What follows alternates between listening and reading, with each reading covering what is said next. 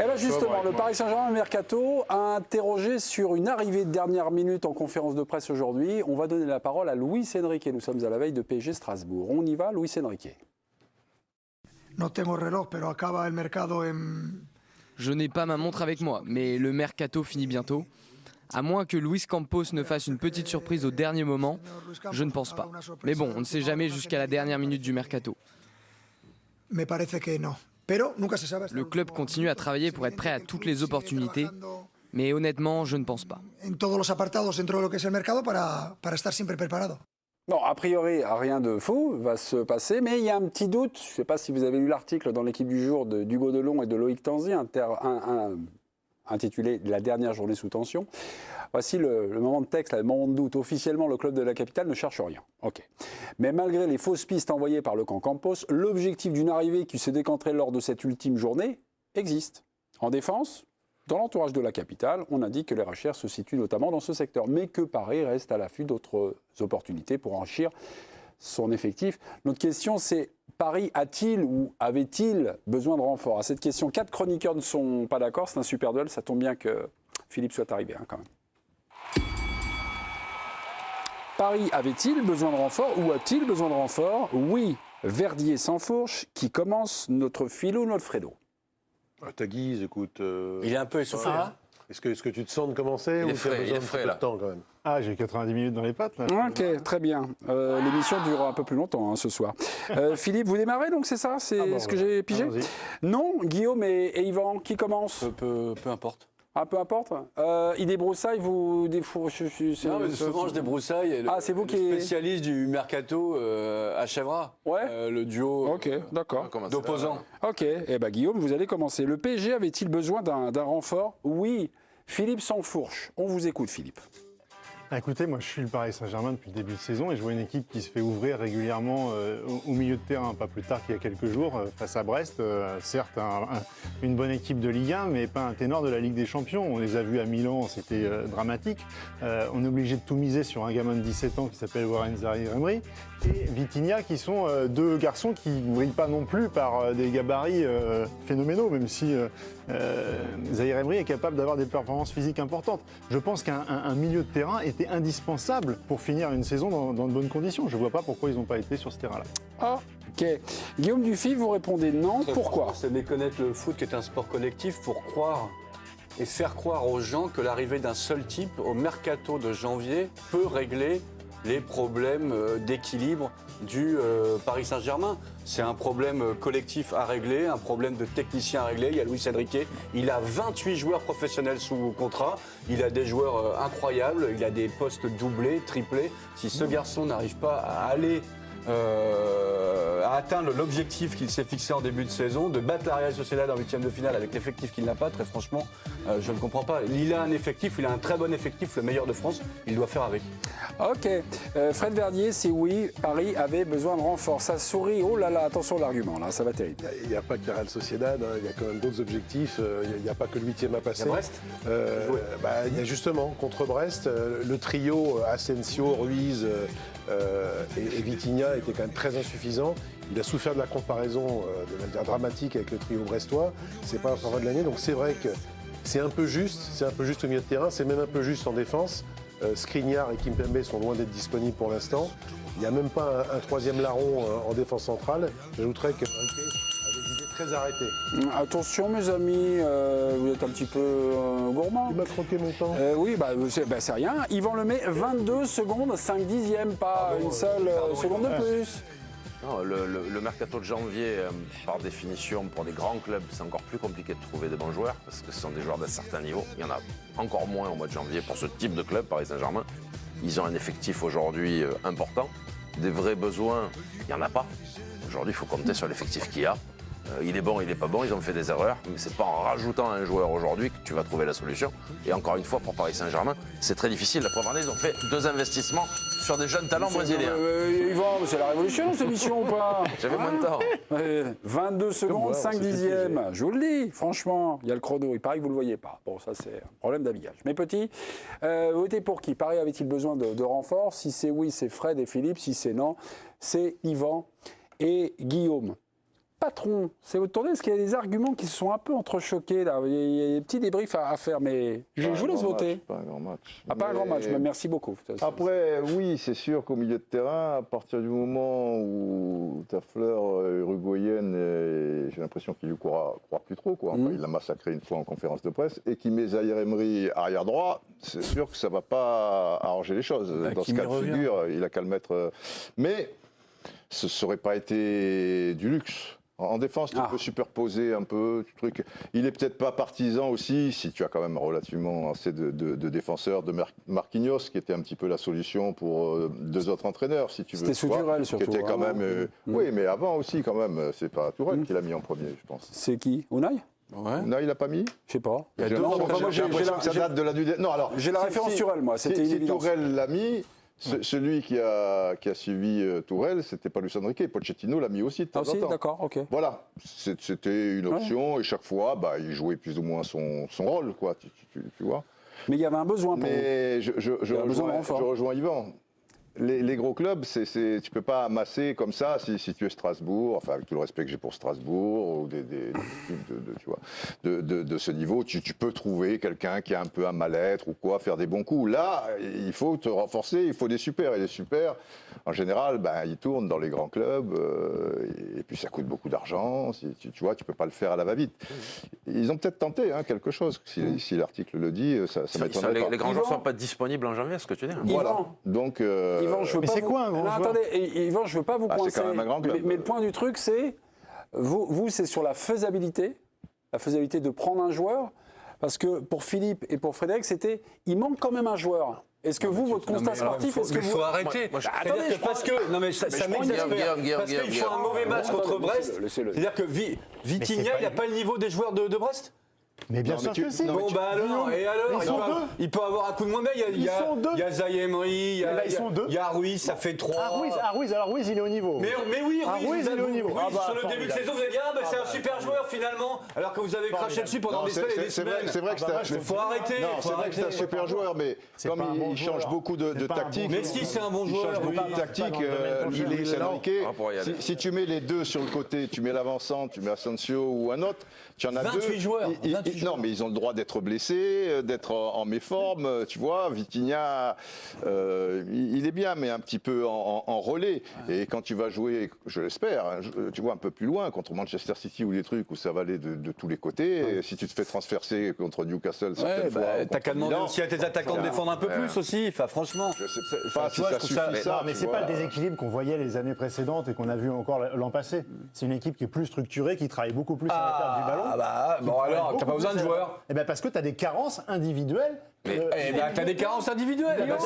C'est à l'entraîneur Enrique qui, paraît-il, un excellent entraîneur, de les régler. T'avais Danilo qui pouvait faire un peu le pompier, il est obligé d'être maintenant en défense parce qu'il y a beaucoup d'absence. Et alors, c'est un grand club, tu trouves des solutions. Il faut des grands joueurs. Moi, je vous dis par exemple, je vous cite un nom par exemple, on va parler tout à l'heure probablement, Matic qui va de Rennes à Lyon. Qu'est-ce qui t'empêche de faire Matic pour la fin de saison? Tu crois qu'il va pas t'apporter des choses, ce garçon, avec son expérience? Matic, il ralentit le jeu, Philippe. Matic, il ralentit le jeu. Je pense comme Ruiz, comme Ugarte. Il va y ralentir le jeu. Après, vous avez 28 joueurs dans l'effectif. Pour moi, le débat, s'il devait y avoir, c'était sur la défense centrale, où il y a des problèmes, pas au milieu. Au milieu, il y a suffisamment de joueurs. Il y a même Asensio qui peut redescendre et jouer, qui peut redescendre jouer au milieu. Donc il n'y a pas de problème de quantité. Après, la qualité. Vous changez d'avis toutes les 3 semaines sur les joueurs. Vitinha, c'est un phénomène, pas celui de l'OM, celui de PSG. Mais il faut 3 joueurs. Ugarte, quand il est arrivé, fantastique, Ugarte. Au bout de 10 matchs, tout le monde a compris que 60 millions, c'était n'importe quoi. Ruiz, tout le monde s'est dit pourquoi il arrive de Naples. Parce qu'il ne s'était pas imposé à Naples. Donc il y a un moment, il faut savoir le niveau des joueurs. Il fluctue durant la saison, mais quand tu prends le joueur, tu sais ce qu'il a fait les 3 années d'avant. Tu sais qu'ils n'ont pas pris des phénomènes ni au milieu ni derrière. Il faut faire avec. T'as juste au moment où tu peux mais tu n'as pas au mois de janvier. De prendre 4 mecs. Philippe, regarde la difficulté pour Monaco, Marseille de se renforcer, qui sont des clubs en dessous en catégorie, de se renforcer au mois de janvier, d'amener une vraie plus-value d'un joueur qui va t'apporter quelque chose. Même de Lyon. Gattuso, quand il prend Onana, il dit... qu'est-ce qu'il a dit? Il va nous aider, il va nous aider à l'objectif collectif. Il raisonnait même pas sur lui, il disait, il va faire le nombre. Oui, il va faire le nombre. Ouais. Donc si c'est pour prendre à Paris encore un joueur qui fait le nombre, pas fatalement. Giovanni Castelli patiente, il a froid, il est du côté de puis il est agacé. Oui, on m'a signalé que vous vouliez intervenir à un moment dans l'émission. Je ne sais plus à quel propos. Ça s'appelle un superbe lancement, une patate chaude. Giovanni, Je vous écoute. Pardonnez-moi, mais ça chauffait avec Guillaume Dufy, c'est un monstre ce soir. Non, il est très bon, Guillaume, comme vous. Mais c'était par rapport aux propos du président et aussi de Yvan, parce que je pense qu'ils ont ciblé deux choses qui sont essentielles. Le président a parlé de Manuel Ugarte.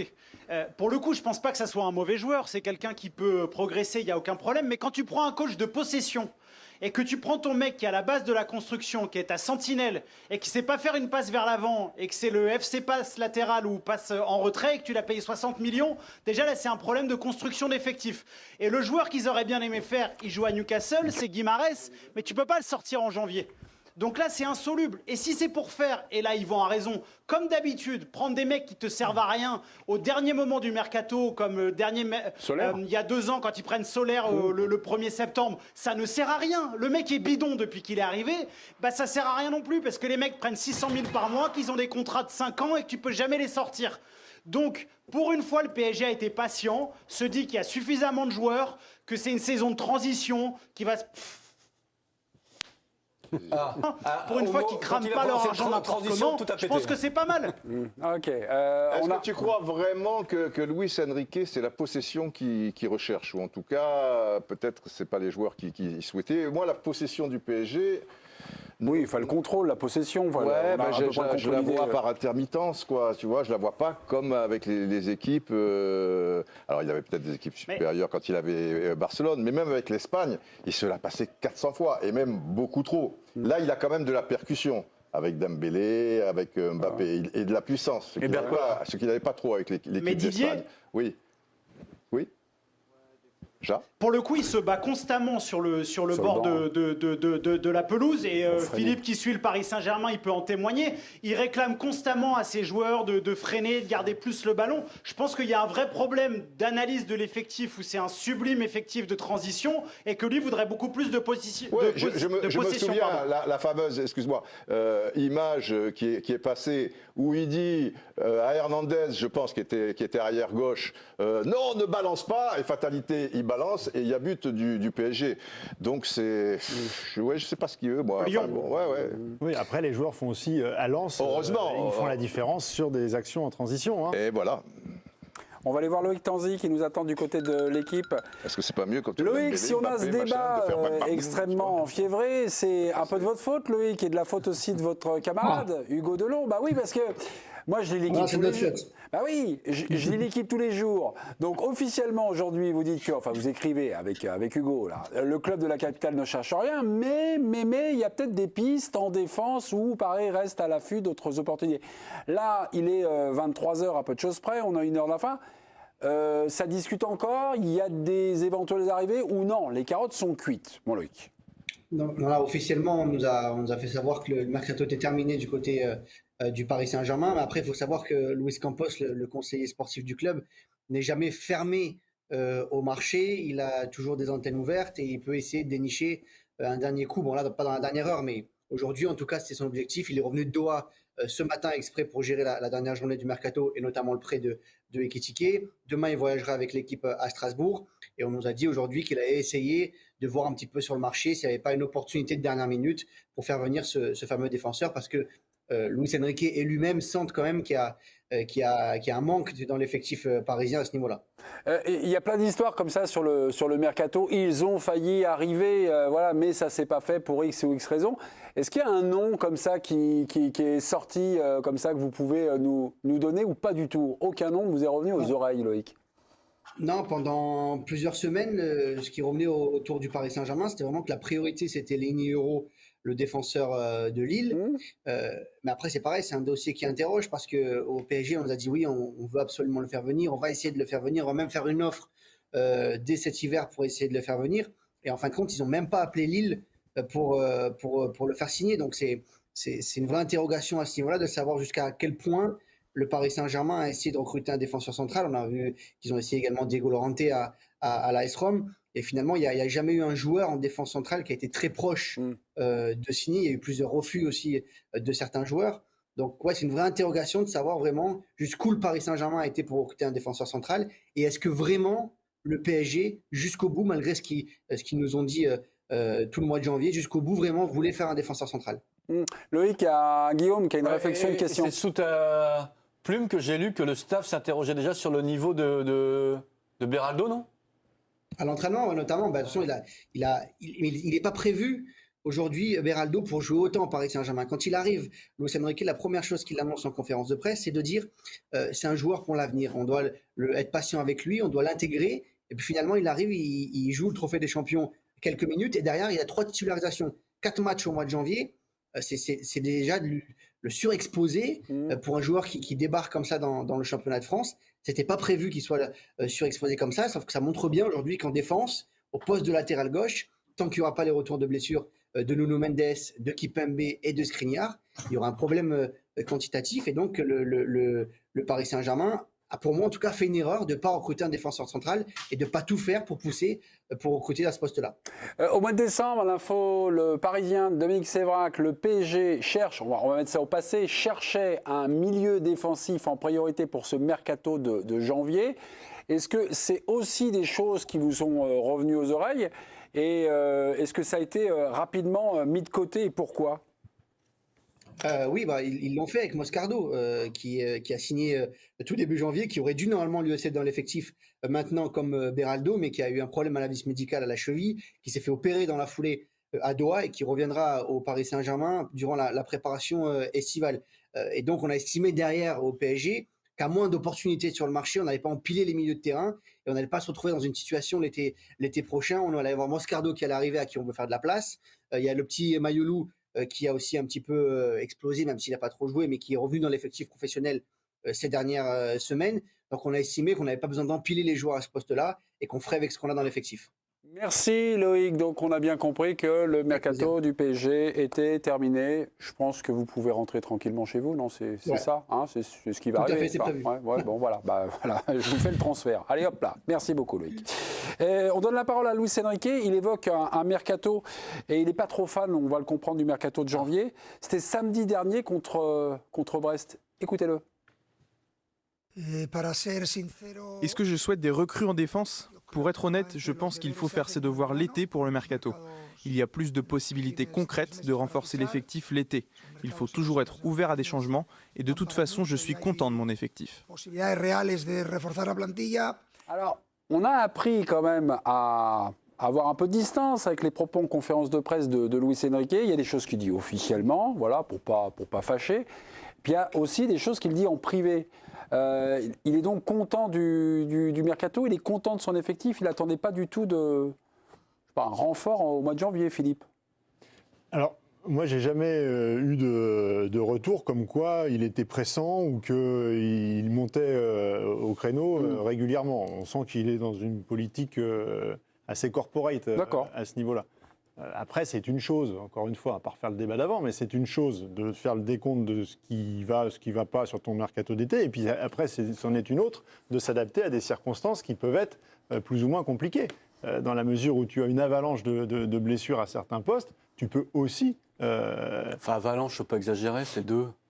Ah bah attends, tu as Kimpembe, Skriniar. Bah ça fait 2, c'est pas une avalanche, tu peux pas dire ça. 2, t'es le plus grand club français, l'un des plus grands clubs du monde. Tu peux pas dire que 2 blessés, ça va pourrir ta saison. Tu peux pas dire ça, Philippe, c'est pas possible. Il y en a 3, mais en début de saison, il y en avait déjà 2. Et Nuno Mendes revient. Et Hakimi a été éliminé prématurément de la CAN, il revient là, il est dans l'avion, il va revenir. C'est drôle parce que vous parlez de la blessure de Skriniar.